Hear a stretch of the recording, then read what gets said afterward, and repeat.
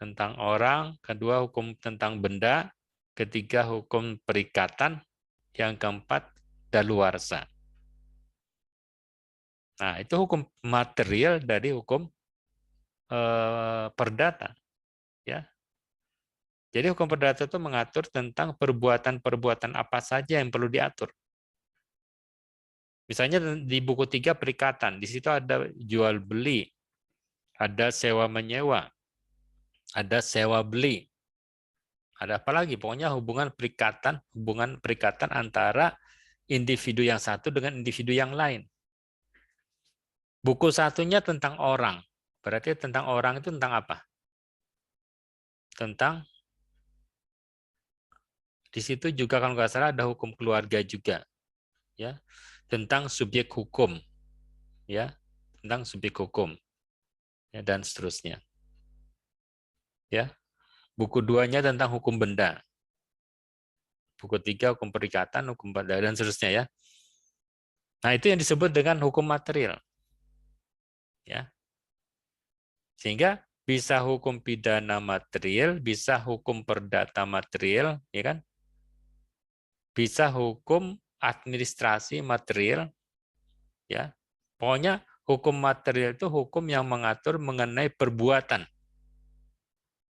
ya, mengatur mengenai perbuatan individu, ya, mengatur tentang mengenai perbuatan individu dalam hubungannya dengan individu yang lain, ya. Jadi hukum itu kan mengatur perbuatan individu dalam berhubungan dengan individu yang lain, toh. Kalau misalnya dia hidup sendiri kan nggak perlu ada aturan, ya nggak? Dia hidup sendiri di tengah hutan misalnya, nggak perlu ada aturan, ya.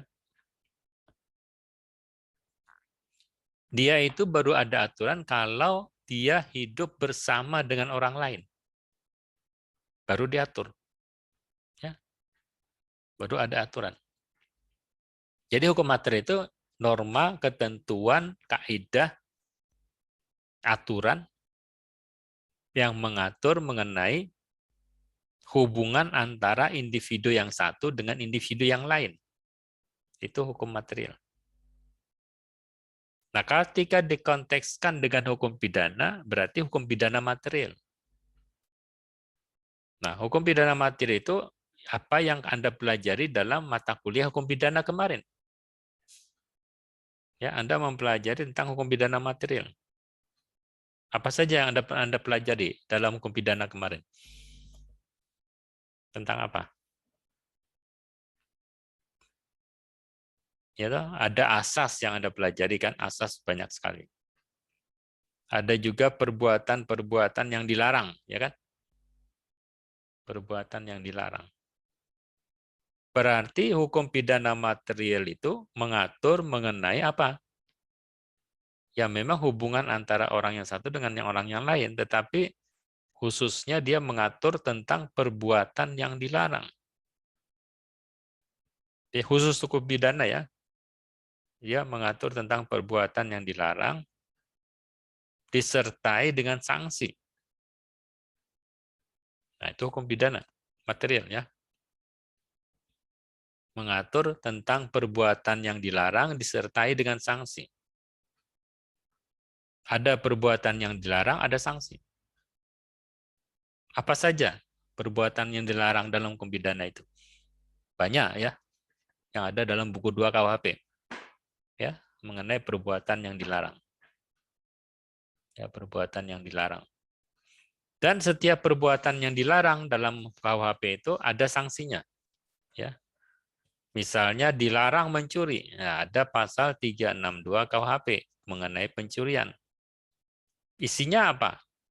Barang siapa mengambil barang orang lain dengan maksud untuk memiliki, diancam karena pencurian dengan pidana penjara paling lama 5 tahun. Nah, ini berarti norma tentang perbuatan yang dilarang terkait dengan pencurian.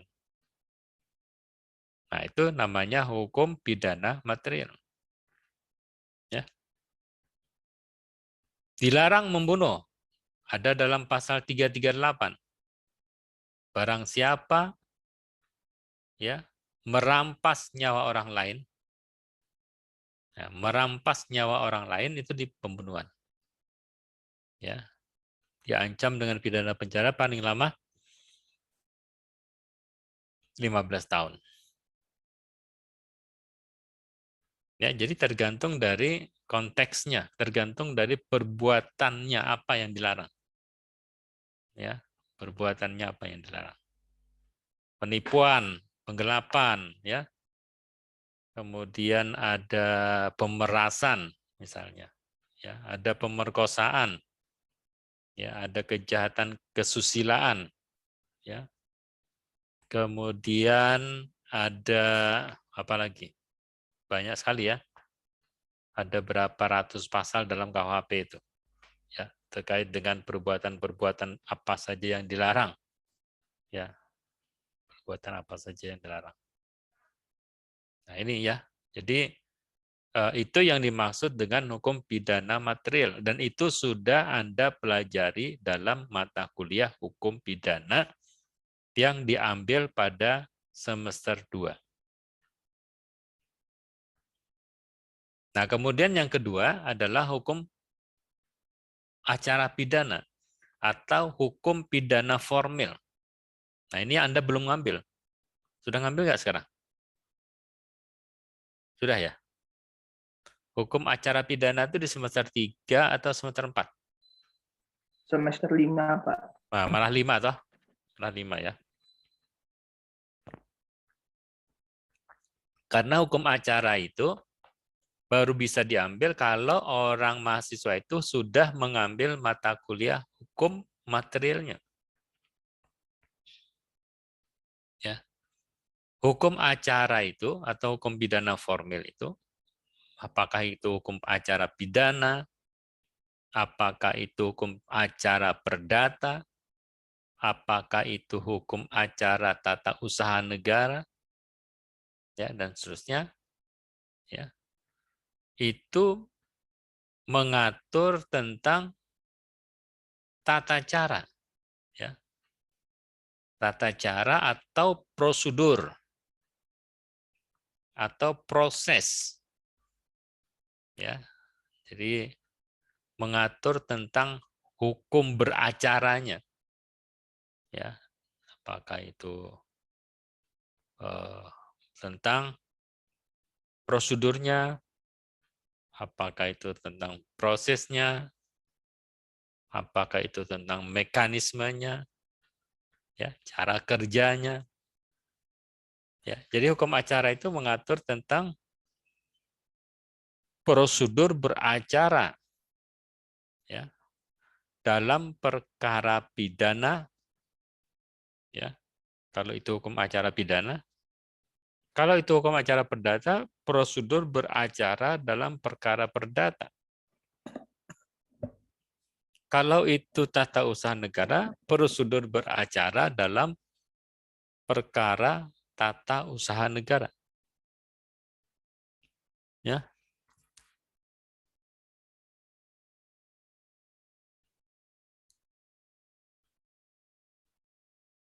Nah, itu adalah hukum pidana formil atau hukum acara pidana.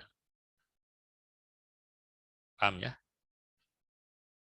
Nah, kemudian hukum pidana khusus ada di mana? Nah, Anda sudah belajar tentang hukum pidana.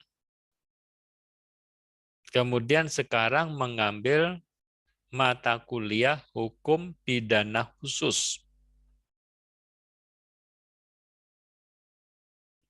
Ya. Pada waktu Anda mengambil hukum pidana, maka Anda mempelajari paling sedikit mengenai KUHP. Ya enggak?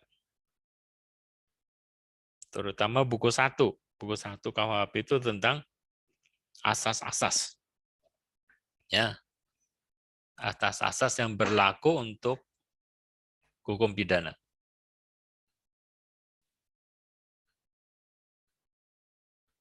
Demikian juga dengan hukum perdata.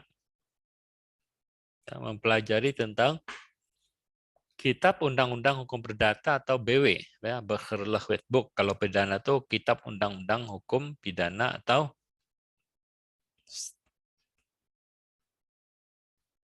ya, Kitab Undang-Undang Hukum Pidana.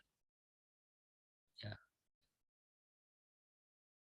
Atau Wetboek van Strafrecht.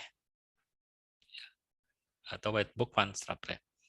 Nah, itulah yang kita pelajari dalam mata kuliah hukum pidana. Nah, hukum pidana khusus ini mempelajari apa? Nah, hukum pidana khusus ini sudah masuk pada ketentuan undang-undang di luar KUHP. Ya, mengkaji mengenai undang-undang di luar KUHP atau kejahatan-kejahatan di luar KUHP. Berarti kejahatan itu ada dua tempat pengaturan ya.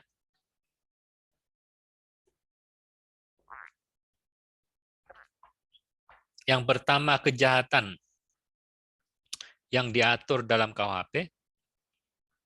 Kemudian yang kedua adalah kejahatan yang diatur di luar KUHP.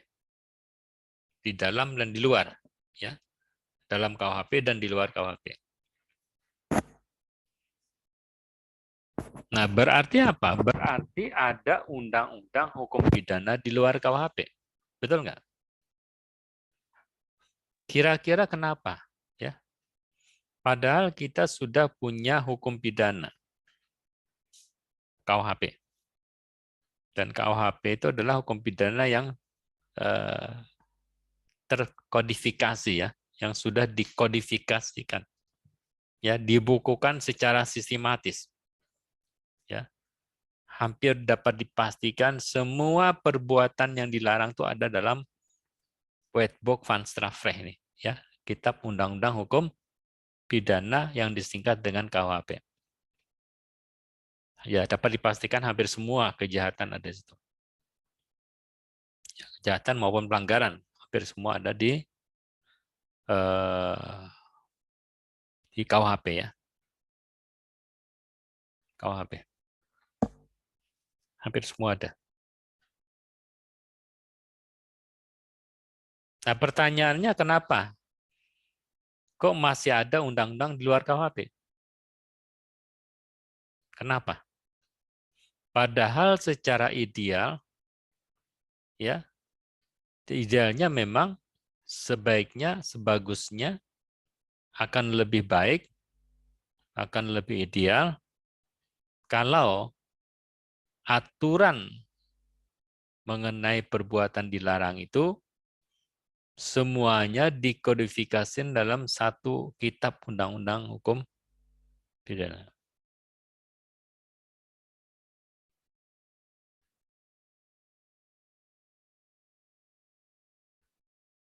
Ya. Idealnya adalah semua perbuatan atau kejahatan atau tindak pidana itu diatur secara terkodifikasi dalam KUHP. Idealnya seperti itu. Tetapi ternyata banyak juga aturan-aturan di luar KUHP yang mengatur mengenai perbuatan yang dilarang. Kira-kira apa sebabnya? Coba. Apa sebabnya? Kenapa kok masih ada undang-undang di luar KUHP? Kenapa masih ada undang-undang di luar KUHP yang mengatur mengenai perbuatan yang dilarang atau tindak pidana tertentu? Sebabnya apa? Biar lebih jelas mungkin, Pak. Biar lebih jelas. Oke, yang lain?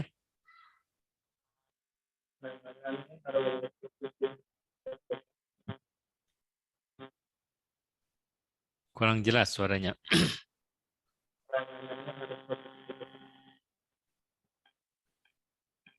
Yang lain dengar nggak? Nggak dengar, Pak. Nggak Suruh ya? ketik aja, Pak. Suruh Oh, diketik juga, Pak. boleh diketik coba. Kenapa? Penanganannya harus bersifat khusus mungkin, Pak. Suara kamu kurang jelas, Mas Ziyad ya. Karena apa?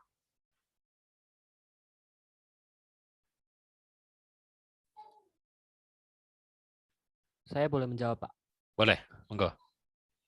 Mungkin pidana khusus itu dilatar belakangi karena dalam kenyataan sehari-hari itu banyak ditemukan delik-delik yang tidak diatur dalam KUHP. Jadi intinya yang misalkan penjatuhan hukum pidananya itu relatif ringan dan diatur di luar KUHP itu, misalnya kayak Undang-Undang Tipikor, itu kan lebih spesifik gitu, lebih khusus untuk mengatur tindak pidana korupsi. Oke. Yang lain ada yang bisa menambahkan?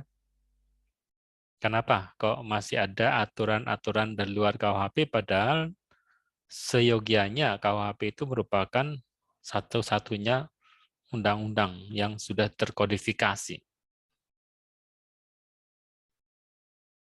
Kenapa masih bermunculan undang-undang di luar KUHP? Tadi sudah dikatakan karena bisa jadi KUHP kita itu tidak mengcover ya terhadap perbuatan-perbuatan yang muncul di kemudian hari. Ya, artinya tidak ada undang-undangnya.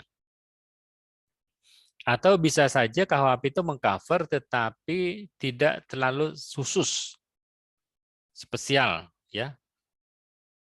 Ya, misalnya ya, korupsi. KUHP itu mengatur, tapi bukan korupsi yang diatur. Yang diatur adalah suap. Berarti KUHP tidak mengatur mengenai korupsi.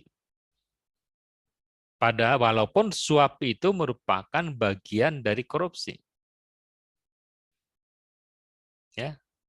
Nah, oleh karena itu maka diperlukan adanya undang-undang di luar KUHP apa yang disebut dengan suap. Money laundering, pencucian uang misalnya, itu sama sekali tidak diatur dalam KUHP, tidak ada padanannya kejahatan pencucian uang itu dalam KUHP. Maka diperlukan adanya ketentuan undang-undang di luar KUHP yang terkait dengan pencucian uang. Terorisme, ada nggak dalam KUHP mengatur tentang terorisme? Nggak ada. Yang ada makar. Gitu? Makar itu apa? Makar itu adalah pemberontakan terhadap pemerintahan yang sah, ya kan? Itu makar. Atau makar ingin membunuh presiden atau wakil presiden, itu makar. Ya. Jadi kalau misalnya dia membunuh presiden atau wakil presiden, nanti dikatakan makar. Atau makar itu ingin memisahkan dari negara kesatuan Republik Indonesia, itu makar. Padahal terorisme itu bukan makar. Sama nggak terorisme dengan makar? Beda. Ada nggak padanannya terorisme dengan undang-undang pasal dalam KUHP? Makar nggak pas, ya kan? Apalagi mengganggu ketertiban umum, beda juga dengan terorisme. Walaupun terorisme juga mengganggu ketertiban umum, tapi beda, lain. Nah, karena tidak ada undang-undang yang mengatur atau pasal yang mengatur tentang terorisme, maka dibuatlah undang-undang terorisme. Ya toh? Apalagi kejahatan terhadap kemanusiaan misalnya. Ya kan? Kejahatan terhadap kemanusiaan, misalnya ada yang genosida. Genosida nggak diatur dalam KUHP. KUHP itu mengatur tentang pembunuhan. Genosida itu pembunuhan juga, tapi genosida tidak semata-mata pembunuhan semata. Ada unsur lain. Ya. Jadi genosida itu kan membunuh juga, tapi membunuh secara besar-besaran. Dan tujuannya adalah untuk menghilangkan atau memusnahkan etnis tertentu. Jadi tujuan pembunuhan itu adalah untuk dengan niat menghapuskan atau menghilangkan etnis tertentu. Itulah genosida. Tapi dalam KUHP kan barang siapa mengampas nyawa orang lain itu pembunuhan. Ya, bukan secara massal. Ya, tapi dalam undang-undang tentang pengadilan HAM, ya, pelanggaran HAM berat itu, yang dimaksud dengan genosida itu berbeda dengan pembunuhan yang ada dalam KUHP. Ya, apalagi kira-kira yang lain? Saya, Pak. Ya, Karena hukum di luar KUHP itu dapat mengatur ketentuan khusus yang berbeda dan menyimpang dari ketentuan umum pidana, bahkan memuat ketentuan hukum acara pidana yang juga menyimpang dari norma hukum acara pidana umum, baik hukum di bidang material maupun hukum di bidang formil. oke, itu. Terima kasih. Itu terkait dengan definisi dari hukum pidana khusus, ya. Nanti kita pelajari. Terima kasih, ya. Jadi dia memuat mengenai ketentuan-ketentuan tindak pidana tertentu, ya. Kemudian dalam undang-undangnya itu ada ketentuan yang menyimpangi dari hukum pidana material maupun hukum pidana formil. Makanya dia dikatakan hukum pidana khusus. Ya, itu terkait dengan undang-undangnya. Ya. Baik, terima kasih. Jadi terkait dengan kejahatannya, jadi ada kejahatan yang memang spesifik. Tidak bisa digunakan yang general yang ada dalam KUHP. Mungkin, itu pertama. Butuh ada spesifikasi kejahatan yang mengatur tentang hal tertentu. Kejahatan perbankan misalnya, ada nggak dalam KUHP? Nggak ada. Memang KUHP ada penggelapan, ada penipuan, tapi kejahatan perbankan tidak semuanya penggelapan dan penipuan, toh? Ya nggak? Apa yang dilakukan oleh Malinda D itu? Ya, Malinda D itu apa yang dia lakukan?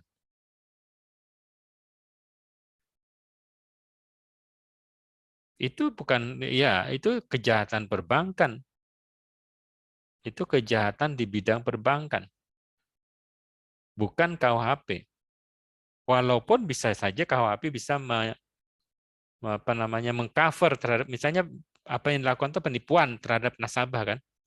Bisa saja digunakan undang-undang pasal KUHP pasal 378 tentang penipuan, tapi terlalu luas dan tidak memenuhi unsur.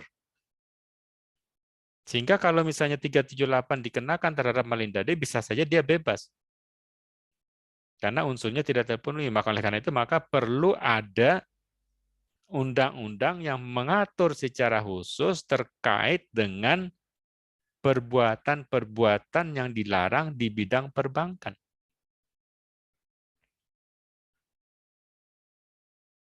Ya. Tentang asuransi misalnya, ada kejahatan yang mengatur secara khusus di bidang asuransi. KUHP tidak bisa mengcover itu. Kalaupun bisa, ada penipuan juga KUHP, ada penggelapan. Karena dalam asuransi itu juga ada penggelapan premi asuransi. Bisa saja digunakan pasal penggelapan penipuan yang lengkap, tapi nggak pas. Unsurnya berbeda. Ya, Izin Pak. Ya, monggo. Jadi ini lebih ke delik-delik yang dikualifikasi mungkin ya Pak? Delik yang dikualifisir, ya. Jadi beda, ya. Kalau delik yang dikualifisir dengan delik yang, saya nggak mengenal delik yang dikualifikasi. Delik yang dikualifisir itulah delik yang ancaman pidananya diperberat. Itu delik yang dikualifisir. Saya nggak pernah mendengar ada delik yang dikualifikasi. Mungkin delik kualifikasi delik tersendiri mungkin ya. Karena kalau delik yang dikualifisir itu adalah delik yang ancaman pidananya diperberat. Contoh misalnya, ya, kalau dia menganiaya itu melanggar pasal 351 ayat 1. Tahu menganiaya? Ya, menyebabkan rasa sakit, toh. Yang namanya penganiayaan itu menyebabkan rasa sakit. Jadi bukan sakit hati ya. Kalau sakit hati tidak bisa 351. Penganiayaan itu harus fisik. Nah, kemudian ayat 2-nya penganiayaan yang berakibat luka berat. Nah, 351 ayat 1 tadi ancaman pidananya 5 tahun. Kalau 351 ayat 2 yang mengakibatkan yang penganiayaan biasa itu 2 tahun 8 bulan. Kalau mengakibatkan luka berat menjadi 5 tahun, kalau menyebabkan mati menjadi 7 tahun. Ada nggak penganiayaan yang berakibat mati? Bedanya apa dengan pembunuhan? Bedanya apa? Kalau pembunuhan pasal 338 ancamannya 15 tahun. Tapi kalau penganiayaan yang berakibat mati ancamannya 7 tahun. Loh, kok lebih rendah? Apa bedanya dengan pembunuhan? Niatnya, Pak, yang beda, Pak. Nah, niatnya kan? Iya. Kalau penganiayaan yang berakibat mati itu niat awalnya adalah menganiaya gitu kan? Dilalah mati gitu. Nah itu harus dibuktikan ya. Nggak ada niatnya untuk mengakibatkan mati itu nggak ada niatnya membunuh, niatnya menganiaya. Cuman dilalah mati. Nah matinya kenapa? Ya mungkin saja orang yang dianiaya itu punya sakit jantung sehingga kaget mati gitu kan. Padahal niatnya cuman menganiaya. Dia pukul pandai pakai sandal jepit tiba-tiba mati gitu kan lucu.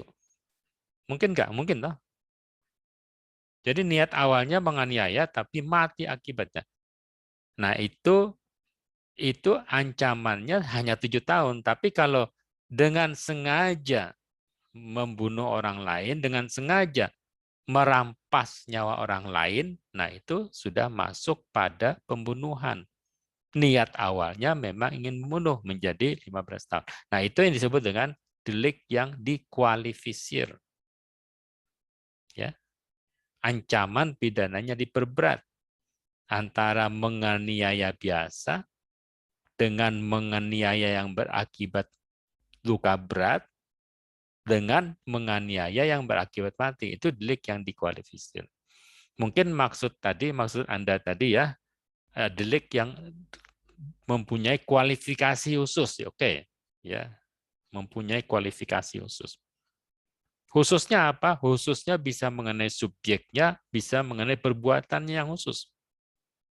Ya. Mengenai subjeknya misalnya, untuk korupsi, subjeknya harusnya siapa? Pelakunya harusnya siapa kalau korupsi itu? Khusus dia. Tidak bisa semua orang. Tidak bisa barang siapa. Tidak bisa setiap orang, tetapi siapa? Jadi pelakunya punya kualifikasi khusus. Nah itu. Jadi delik khusus di luar KUHP itu baik pelakunya yang mempunyai kualifikasi khusus maupun perbuatannya yang mempunyai kualifikasi khusus. Subjeknya yang khusus. Nah, contoh misalnya, kalau korupsi itu subjeknya yang khusus siapa? Siapa? Pejabat. Pejabat. Itu pegawai negeri atau penyelenggara negara. Nah, itu dalam Undang-Undang Korupsi disebutkan subjeknya itu. Ya, pegawai negeri atau penyelenggara negara. Itulah. Jadi kalau bukan pegawai negeri atau penyelenggara negara, maka dia tidak bisa menjadi subjek dalam tindak pidana korupsi.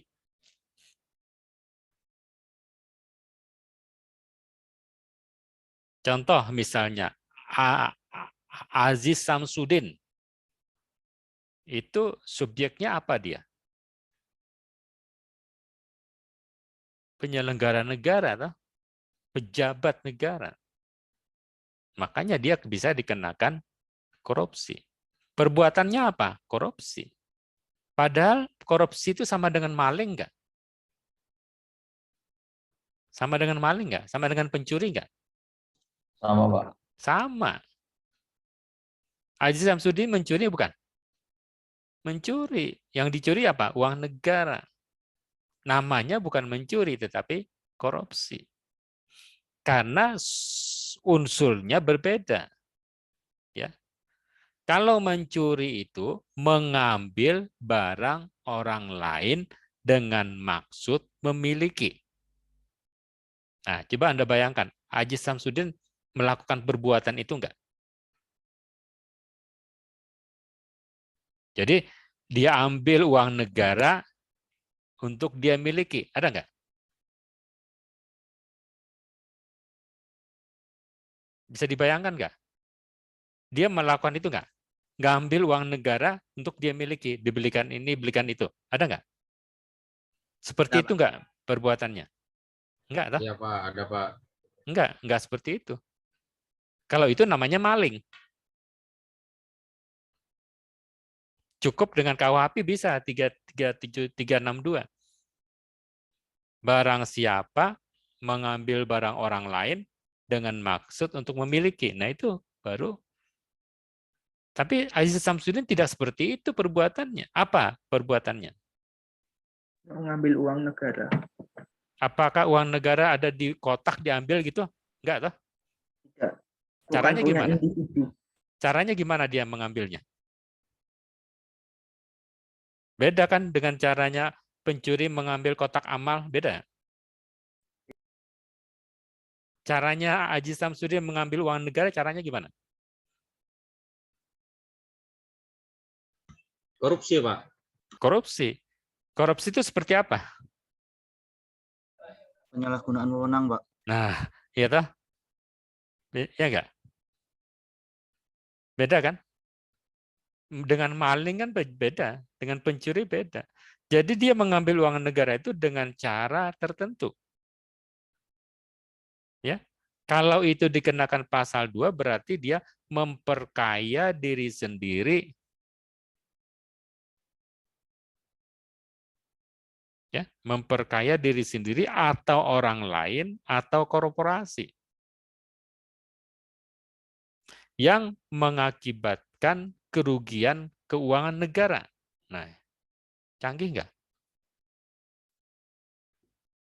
Atau pasal 3-nya menyalahgunakan kewenangan. Menyalahgunakan kewenangan, kesempatan, atau sarana yang ada padanya yang berakibat kerugian keuangan negara. Sama nggak pencuri kotak amal di masjid?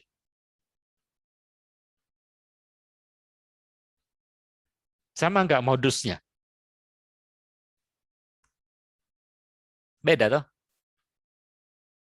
Sehingga kalau dipaksakan dikenakan KUHP pasal 362 kira-kira pas nggak kira-kira? Enggak toh? Ya enggak? Karena ada modus tertentu yang berbeda. Modus operandinya berbeda. Ya. Subjeknya berbeda, perbuatannya berbeda. Cara melakukannya berbeda. Paham? Money laundering misalnya. Money laundering itu agak gimana sih modusnya?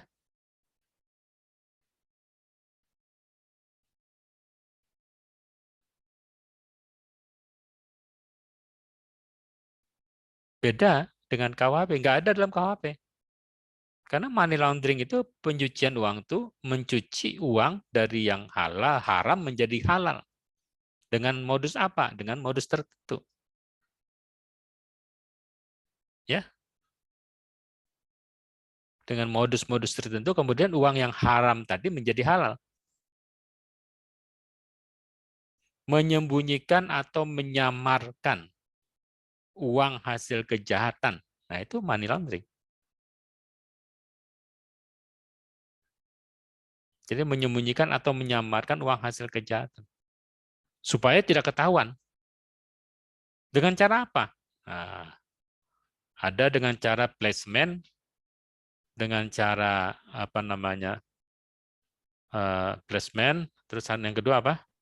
Akuisisi, Bu. Bukan placement, Yang ketiga integration. Ya, ada tiga modus. Dan itu dengan cara yang canggih. Intinya sebenarnya dia itu money laundering itu sama dengan penggelapan sebenarnya dalam KUHP. Bukan penggelapan. Sama dengan apa namanya?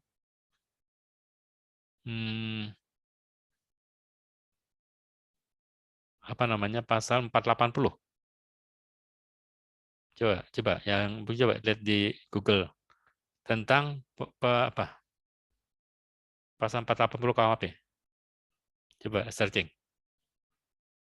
Tentang penadahan. Penadahan. Tapi beda dengan penadahan. Sehingga muncullah undang-undang tentang money laundering. Genocide itu beda dengan pembunuhan. Karena genocide itu ada mensreanya untuk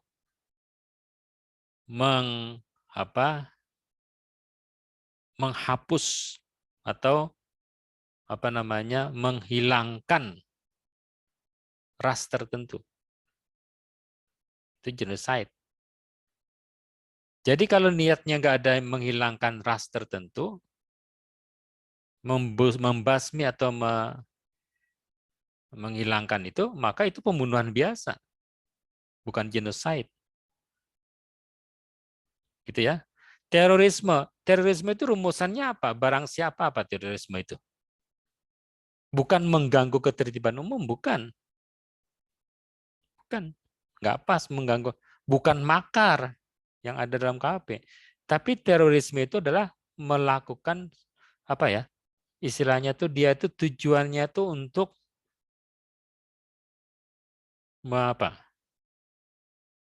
membuat keonaran gitu loh, apa? Bukan keonaran juga.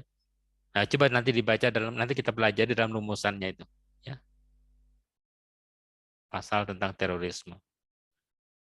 Nah, kembali ke tadi, kenapa muncul undang-undang di luar KUHP, padahal KUHP itu adalah undang-undang yang sudah terkodifikasi.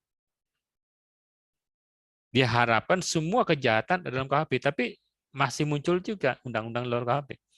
Masih dibutuhkan undang-undang di luar KUHP terkait dengan kejahatan-kejahatan tertentu.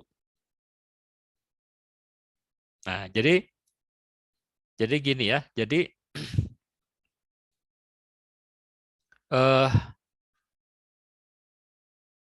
perkembangan masyarakat, ya, masyarakat itu berkembang diikuti oleh perkembangan apa?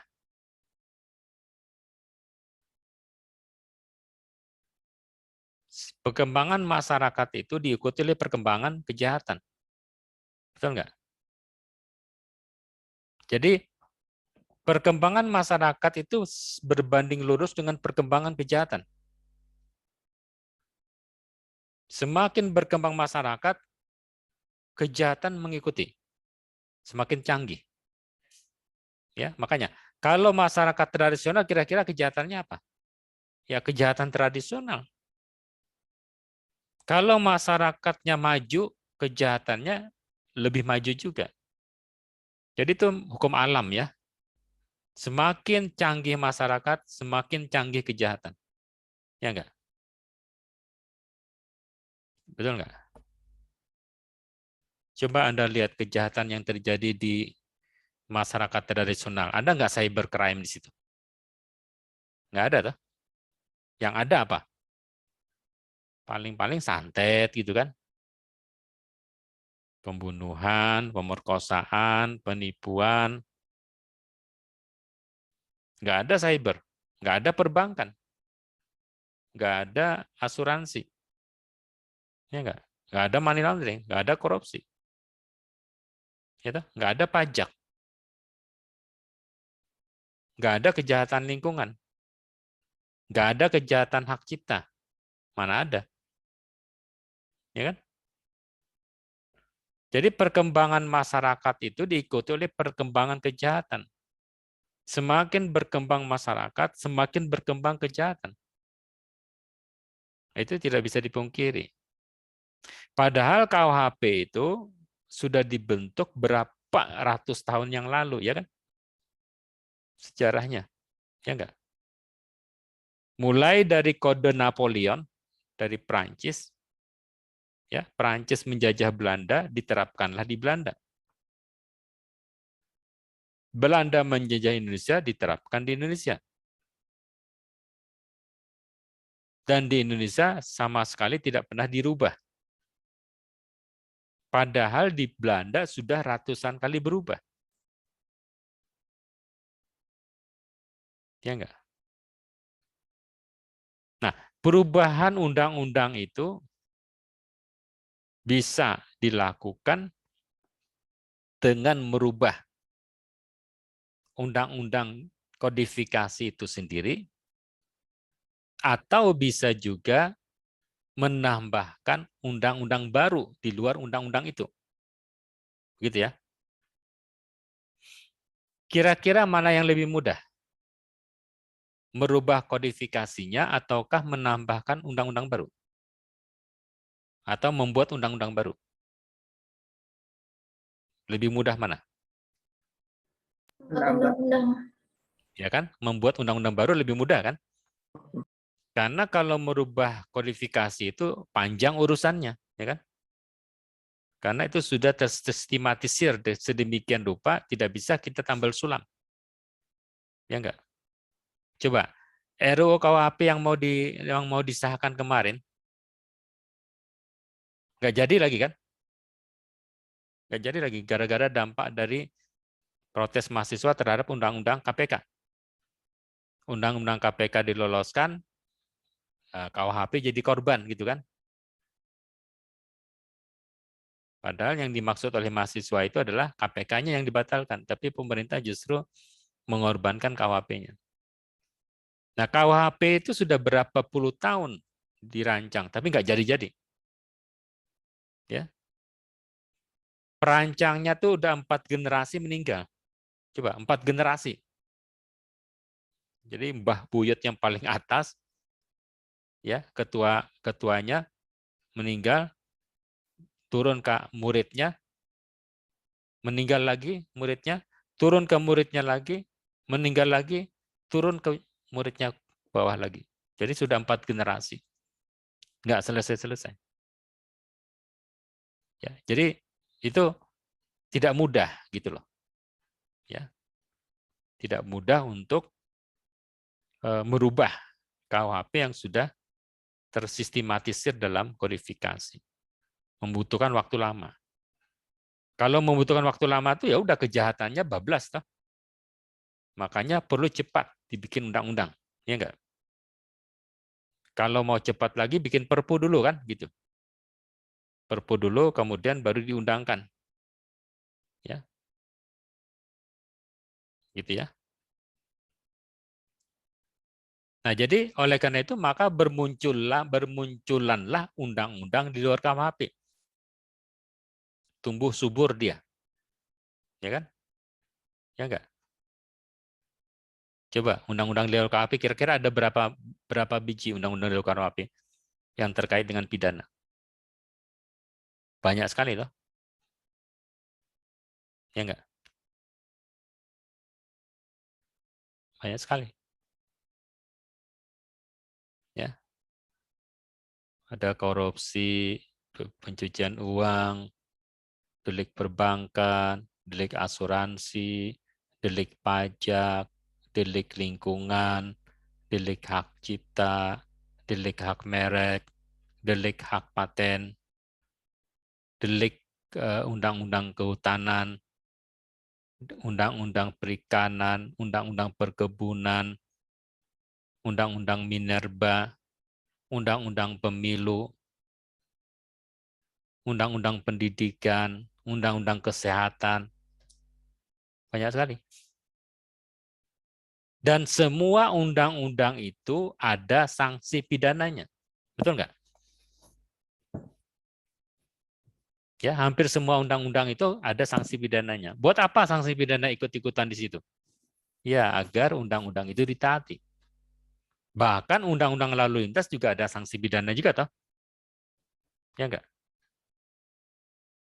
Walaupun pelanggaran gitu. Tidak masuk kategori kejahatan. Undang-undang perseroan terbatas, ya, undang-undang apa lagi? Undang-undang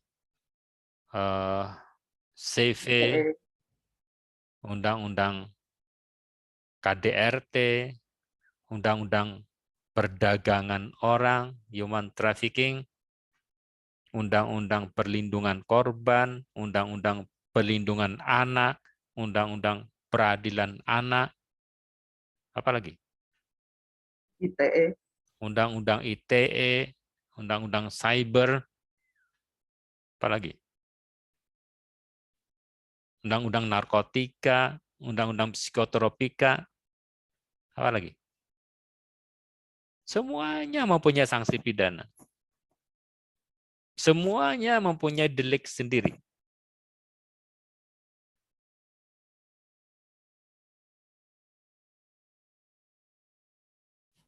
Ya enggak? Nah, ini yang sudah disadari sejak dulu oleh pembentuk KUHP.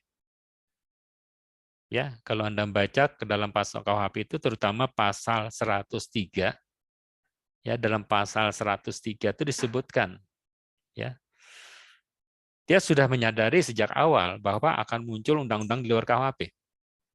Atau dengan menjadi sudah menyadari bahwa KUHP tidak mungkin bisa bertahan lama, ya, karena adanya perkembangan masyarakat, perkembangan ekonomi, perkembangan teknologi, perkembangan ilmu pengetahuan, dan itu berdampak pada munculnya kejahatan-kejahatan modus baru.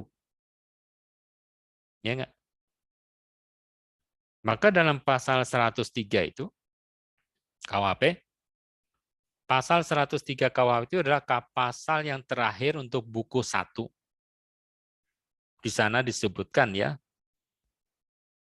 sana disebutkan bahwa ketentuan umum yang ada di buku 1 berlaku juga terhadap undang-undang di luar KUHP selama undang-undang di luar KUHP itu tidak mengatur secara khusus.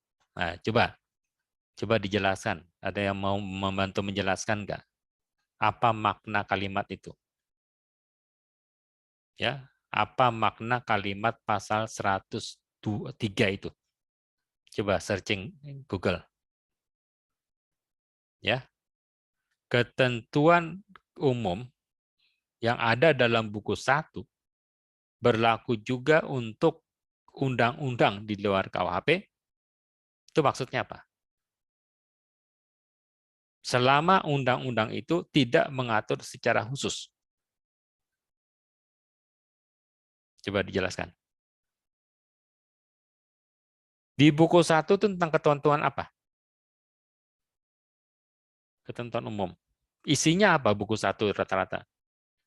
Sudah kita pelajari dalam hukum pidana itu. Isinya buku 1 itu tentang apa? Pada umumnya. Terkait dengan apa? Situ ada kita belajar asas legalitas, ya kan? Ada asas teritorial, ya enggak? Ada asas nebis in idem. Ada kadaluarsa. Ya enggak? Ada percobaan kejahatan. Ada penyertaan, ya enggak? Ada konkursus, ada perbuatan berlanjut, ada macam-macam hukuman, mulai dari hukuman mati, hukuman penjara, hukuman kurungan, hukuman denda. Nah itu Ketentuan seperti apa seperti itu? Nah, ketentuan-ketentuan di buku 1 itu, di antaranya yang saya sebutkan tadi, secara otomatis berlaku juga terhadap undang-undang di luar KUHP. Maksudnya apa?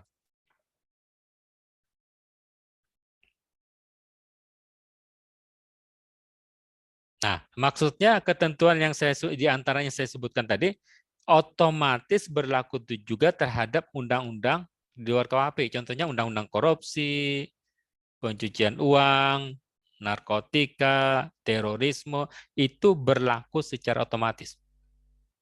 Paham? Asas legalitas berlaku otomatis, teritorial berlaku otomatis, percobaan berlaku otomatis, penyertaan berlaku otomatis. Ya enggak?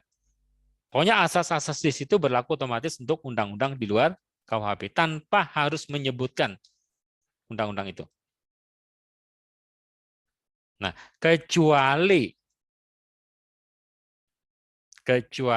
undang-undang itu mengatur secara khusus. Maksudnya apa?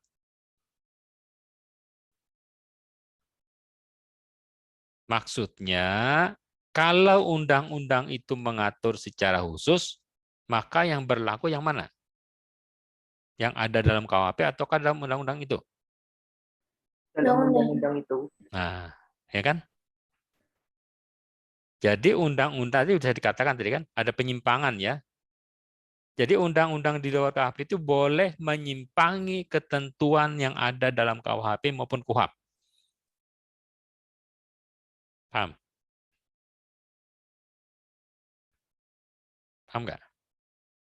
Tapi kalau dia tidak mengatur, maka berlakulah ketentuan umum yang dalam KUHP itu.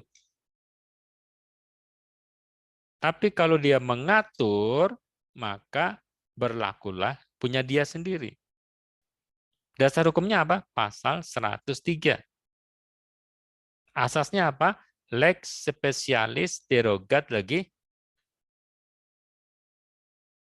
apa? Asasnya ada lex specialis derogat lagi generalis. Artinya apa? Aturan yang khusus lebih diutamakan dibanding aturan yang umum. Ya, ketentuan yang khusus lebih diutamakan ketimbang yang umum. Atau dengan kata lain, ketentuan yang khusus menghapuskan, mengesampingkan ketentuan umum. Paham? Nah, makanya dia dikatakan hukum pidana khusus. Tadi sudah dijawab oleh teman Anda tadi. Ya. Kenapa dikatakan hukum pidana khusus? Karena ada beberapa ketentuan baik dalam hukum materialnya maupun dalam hukum formilnya ada beberapa ketentuan yang menyimpang.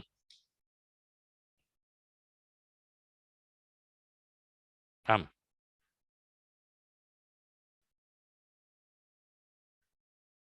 Tapi hanya sedikit ya, nggak banyak gitu loh. Berarti selebihnya dia nggak ngatur. Selain daripada penyimpangan itu dia tidak mengatur. Karena apa? Karena otomatis berlaku ketentuan umum. Nggak usah diatur.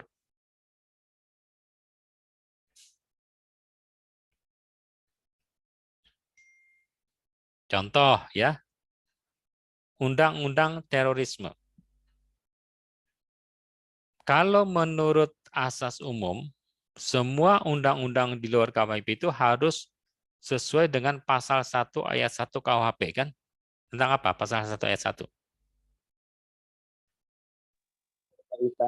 Asas legalitas, ya kan? Artinya asas legalitas apa?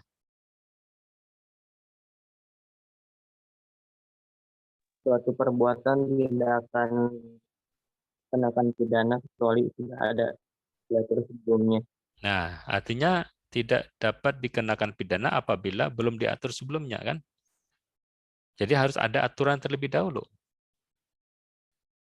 Ternyata undang-undang terorisme itu bertentangan dengan asas legalitas.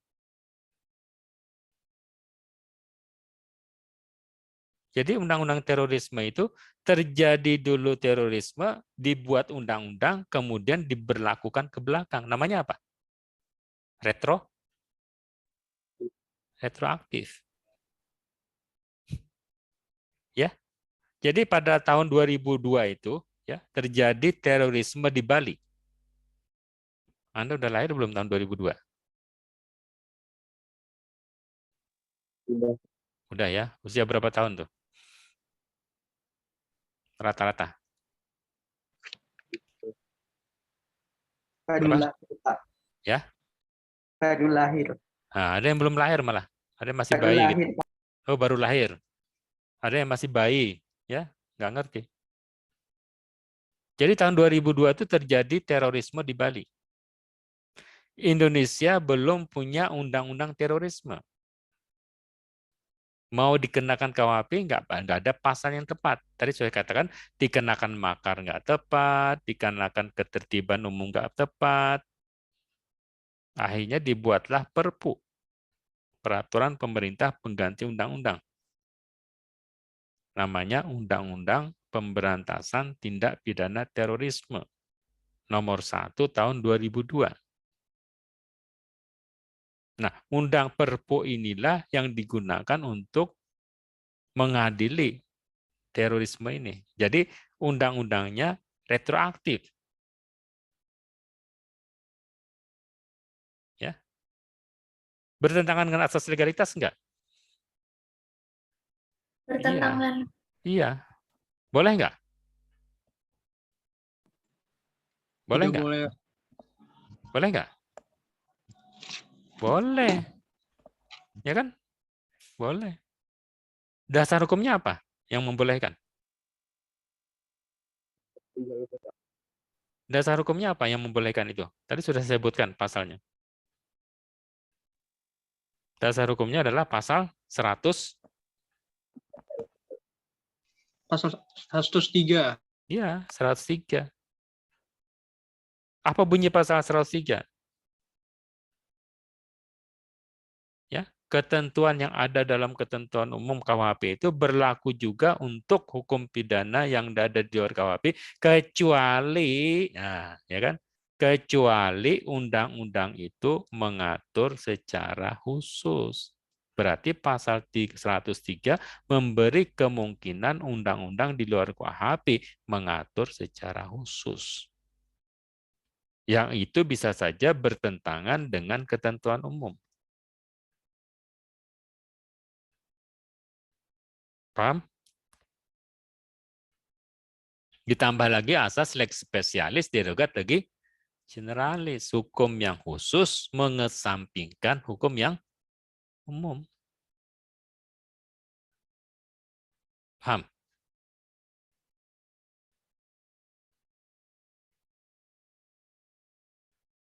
Ya, gitu ya. Jadi sekarang kita kesimpulannya adalah ada undang-undang KUHP yang terkodifikasi, ada undang-undang di luar KUHP. Ada undang-undang di luar KUHP yang mengatur tindak pidana tertentu.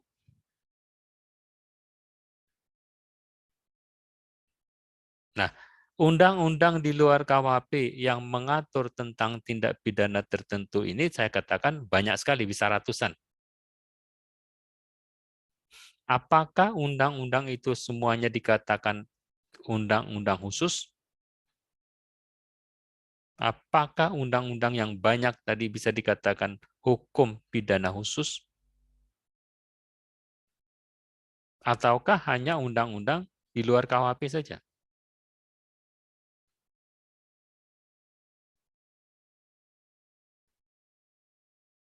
Nah, ada dua mazhab ya. Mazhab pertama mengatakan bahwa semua undang-undang di luar KUHP itu ya undang-undang khusus. Ya, hukum pidana khusus. Itu mazhab yang satu. Jadi dia mengeneralisir. Pokoknya semua undang-undang di luar KUHP yang ada sanksi pidananya itu adalah hukum pidana khusus.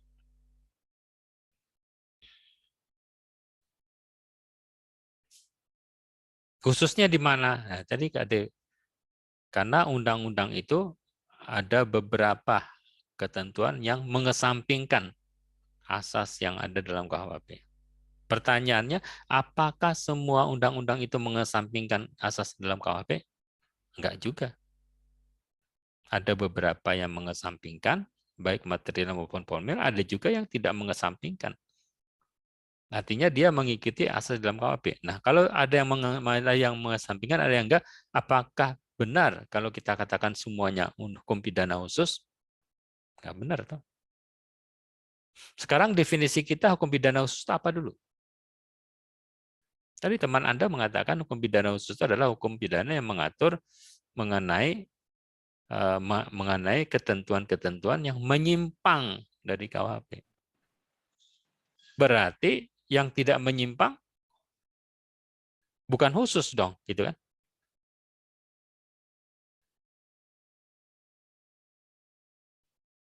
Nah, ternyata kalau kita klasifikasi ya, hukum pidana di luar KUHP ini ada yang masuk kategori hukum pidana murni, ya, hukum pidana murni, tahu hukum pidana murni. Kemudian ada yang disebut dengan hukum pidana administrasi. Hukum pidana murni, hukum pidana administrasi. Itu sebagian ahli mengatakan seperti itu. Nah, ahli yang lain mengatakan dari semuanya hukum pidana khusus. Ada ahli yang lain yang enggak dong. Kita klasifikasikan lagi. Ada yang hukum pidana khusus, murni, hukum pidana. Ada yang hukum pidana administrasi. Nah, kalau hukum pidana khusus itu berarti itu milik hukum pidana. Milik orang hukum pidana, asli hukum pidana. Ya, dia mengatur memang mengenai tindak pidana. Masuk dalam kategori mala inse. Sedangkan hukum pidana administrasi ini itu bukan milik orang hukum pidana. Undang-undang itu bukan milik hukum pidana, tapi undang-undang itu milik orang hukum administrasi. Kebanyakannya hukum administrasi yang mempunyai sanksi pidana. Paham? Jadi sebenarnya dia tidak mengatur mengenai pidana murni, tapi mengatur mengenai administrasi, tapi kalau dilanggar, dia menjadi delik. Undang-undang lalu lintas itu kan mengatur mengenai administrasi, toh. Kalau Anda naik motor, harus bawa helm, harus membawa surat-surat. Administrasi enggak? Iya. Harus kelengkapan motor harus lengkap. Ya enggak? Undang-undang perbankan juga mengatur mengenai masalah-masalah administrasi. Bagaimana mendirikan bank, bagaimana hubungan antara bank dengan barang BI, ya, bagaimana pengawasannya terhadap bank, siapa yang mengawasi, ya, apa yang dilarang praktek-praktek perbankan, ya, apa yang diharuskan, itu kan administrasi semua. Bagaimana kalau dia minjamkan uang ke nasabah? Syarat apa yang harus dipenuhi? Berapa tingkat bunga yang harus ada di pasaran? Administrasi. Kemudian ada perbuatan tertentu yang mengandung sanksi pidana, walaupun itu juga administrasi. Undang-undang lingkungan, administrasi. Undang-undang pajak, administrasi juga. Undang-undang narkotika, administrasi. Undang-undang kehutanan, administrasi. Perkebunan, minerba, undang-undang perikanan, undang-undang kelautan, undang-undang pemilu, undang-undang pemilu, kemudian undang-undang hak cipta, undang-undang dan seterusnya, administrasi. Mempunyai sanksi pidana. Nah, oleh karena itu maka ada yang membedakan ya Undang di luar KUHP itu ada undang-undang hukum pidana murni, ada undang-undang hukum pidana administrasi. Hukum pidana murni ini memang pidana, ya, dan dia merupakan undang-undang hukum pidana khusus. Sedangkan administrasi ini kebanyakan ya walaupun ada ya kekhususannya itu menyimpangi KUHP maupun KUHAP itu ada, tapi kadang-kadang cuma menyimpangi KUHP-nya saja, kadang-kadang menyimpangi KUHAP-nya saja, ya dia tidak dikatakan khusus. Dikatakan khusus itu kalau menyimpangi dua-duanya. Maka dia tetap masuk dalam kategori hukum pidana administrasi atau tindak pidana administrasi. Ya, administrative criminal law. Nah, untuk tujuan perkuliahan kita belajar tentang hukum pidana khusus yang masuk dalam kategori hukum pidana murni tadi. Nah, materi apa yang kita pelajari yang masuk dalam kategori hukum pidana khusus? Ada yang kita pelajari nanti ada korupsi, ada pencucian uang, ada terorisme, kemudian ada gross violation of human rights, ya. Apa itu? Pelanggaran HAM berat. 4. Kenapa cuma 4? Ya, waktunya terbatas. Itu pertama. Yang kedua, undang-undang itulah yang menurut penilaian kami yang ada penyimpangannya terhadap KUHP maupun KUHAP. Sedangkan undang-undang yang di luar KUHP yang lainnya itu kebanyakan adalah undang-undang yang bersifat administratif. Ya, bersifat administratif. Oke, ada yang mau ditanyakan?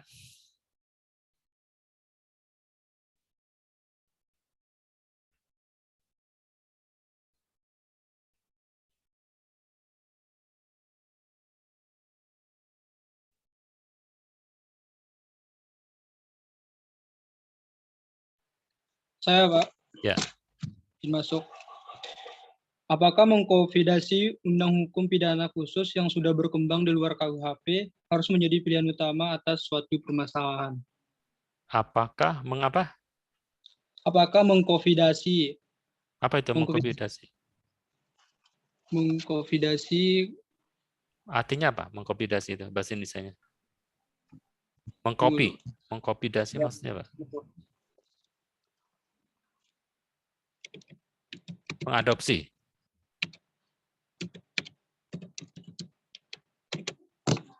Tunggu dulu, Pak. Ya.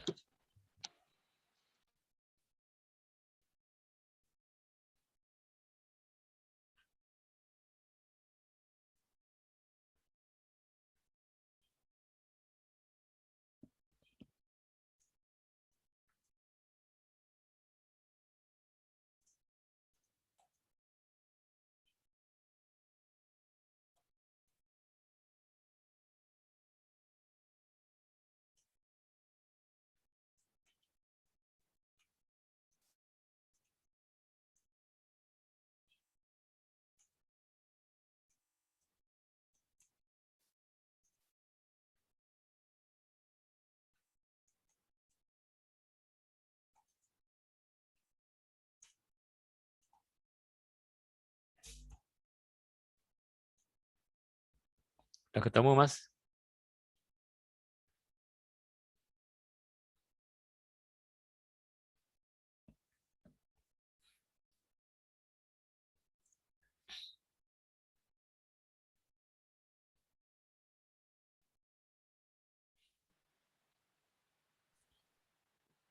Artinya itu apa himpunan yang menjadikan peraturan gitu, Pak. Oh. Beragam menjadikan undang-undang gitu. Coba di bahasa Indonesia kan gimana? Apakah menjadikan undang-undang ketentuan apa? Apakah mengakomodasikan undang hukum pidana khusus yang sudah yang sudah berkembang di luar KUHP harus menjadi pilihan utama dalam suatu permasalahan?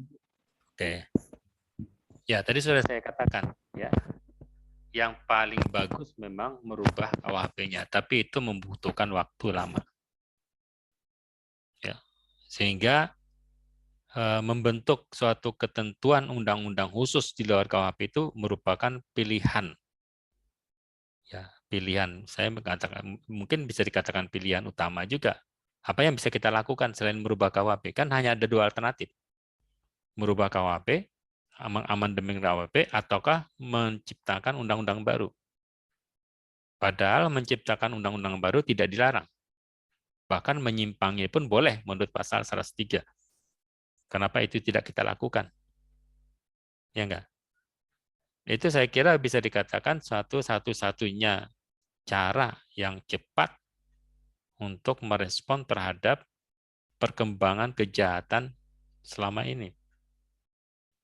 Kan hanya dua cara. Merubah, mengamandemen KUHP, ataukah menciptakan undang-undang baru. Apakah ada cara lain? Saya kira nggak ada. Sehingga kalau KUHP itu, mengamandemen KUHP itu terlalu lama, butuh waktu lama, maka menciptakan undang-undang baru di dalam KUHP adalah merupakan satu-satunya cara yang paling utama yang bisa kita lakukan. Dan paling mudah untuk dilakukan. Gitu Mas ya? Mas Adi. Terima kasih, Pak. Ya, ada yang lain? Oke, kalau nggak ada, kita sambil jalan ya. Saya absen dulu.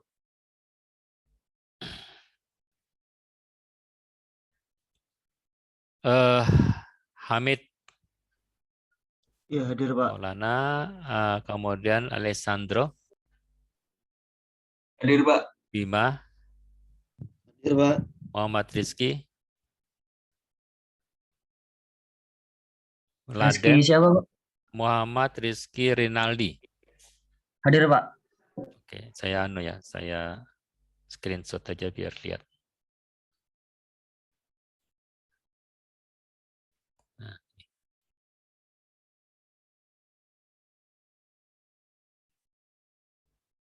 Kemudian Laden, Nanda, Hadir Pak.